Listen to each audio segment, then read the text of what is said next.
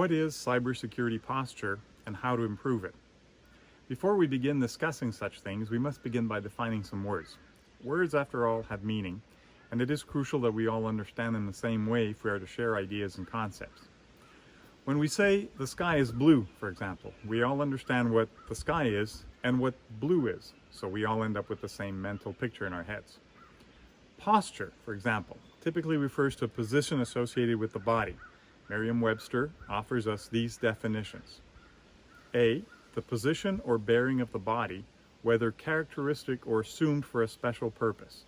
For example, erect posture. B, the pose of a model or artistic figure. There is another definition, however, that goes like this.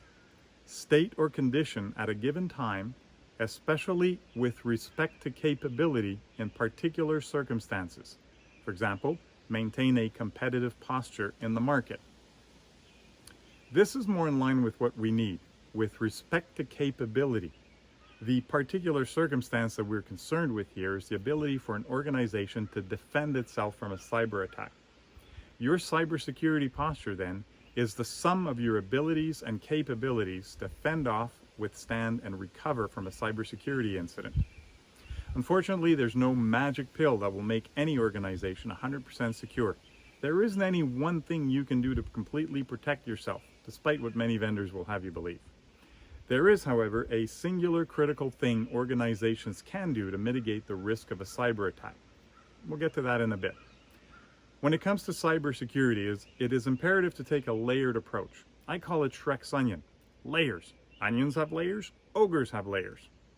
Indeed, within the realm of cybersecurity, we speak of defense in depth, which is essentially composed of 3 layers: prevent, detect, recover. Let's quickly go over each one. The highest objective should be to prevent a cyber attack in the first place. This will involve using tools such as DNS firewall, securing your network perimeter, file and disk encryption, content filtering, properly configuring your cloud services, etc.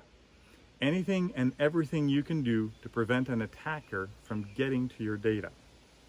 Despite trying to prevent threats from coming into your environment, they often will get through your primary defenses, and therefore it is crucial to detect these early and eliminate or contain them. This is where a strong, centrally managed antivirus, anti-malware solution would come in. Email filtering, traffic monitoring, and a host of other solutions, often touted by vendors as the be-all and end-all of security.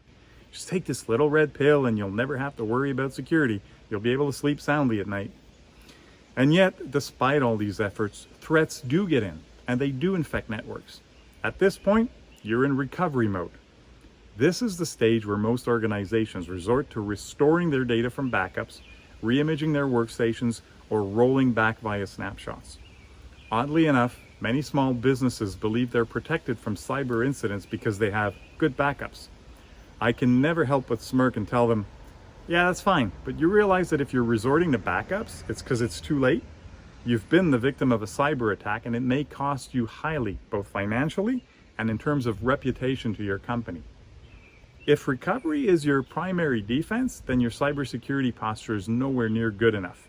You're leaving yourself absolutely vulnerable to myriad methods of attack.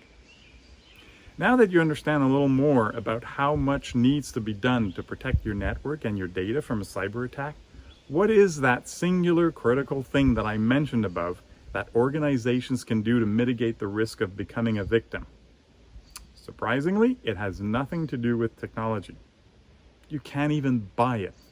There's no cost, no financial investment required. It's totally free. It's abundant and readily available to everyone. Ready? Here we go. You simply need to be concerned about protecting your network and your data. I know, it's almost anticlimactic, but there it is. Simple truth. Not enough organizations take cybersecurity seriously, so they leave themselves easily vulnerable. Now, pick your favorite martial artist. Think Bruce Lee, Jackie Chan, Jet Li, or any other one. What's the first thing they do when they are about to fight? Easy. They assume a more defensive stance. Feet about shoulder width apart, most likely 1 foot forward, 1 back, knees bent a little to lower the center of gravity. all to provide them with a better, wait for it, posture to better meet their attacker. There's one other important factor to martial artists' stance. It's fluid. They'll constantly shift their feet, alter their stance, turn their body, all this to better counter their opponent's attack. And so it is with cybersecurity. If you're not even willing to assume that fighting stance, that posture, then your hopes of winning against the threat actors out there today are practically nil. There are cyber criminal gangs that are very well organized, run like businesses, that make millions and millions of dollars by hacking into networks and demanding ransoms. And all of it is automated. So if you're thinking, why would anyone target my business? They're not. They use highly sophisticated, automated tools that knock at everyone's door.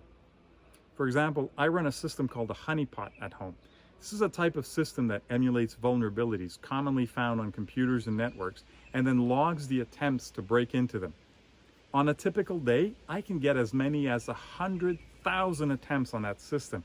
This is on a home network. Imagine what's knocking at the door of your business. Trust me, you're not necessarily targeted. The second aspect of the martial arts analogy is also important: fluidity. Implementing defenses at all levels, prevent, detect, recover, is not a one-and-done affair. The threat landscape is constantly changing, and you need to adapt to it, much like the martial artist constantly shuffles his feet and alters his stance. So once again, you simply need to be concerned about protecting your network and your data. You need to become borderline obsessed with protecting your assets. Then, do something about it.